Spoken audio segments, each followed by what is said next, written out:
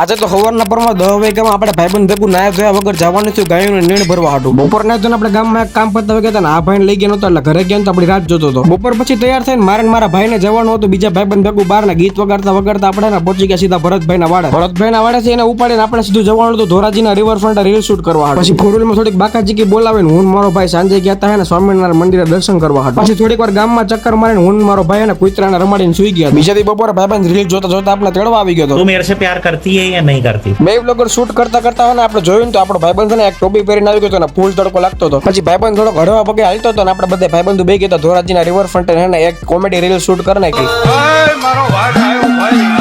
વાઘ ભલે ઈ હોય તોય આપણે એની પહેલા જ પછી ભાઈબંધ ને રસની દુકાને લઈ આવ્યા ટોપી કાઢી નાખીને ગરમી ઓછી થઈ ગઈ થોડોક મસાલો નાખીને ભાઈબંધે પી લીધો રસ અને હખણા તો ક્યાંય રહેતા જ નથી. ભાઈબંધને લેવું તું કાળા કલરનું પેન્ટ ને પાછું એના જ મેચિંગ કાળા કલરના ચપ્પલ પણ લઈ લીધા. બધી વસ્તુની ખરીદી થઈ ગઈ પણ શાલ ભૂલાઈ ગઈ તો શાલ લેવા હાટુ 4 વ્હીલર સ્પેશિયલ ખરીદી કરવા ગયા ને અમે ઘરે પહોંચીને તમે બધા ફોલો કરી નાખો. મળીએ બધાને કાલે. જય શ્રી રામ.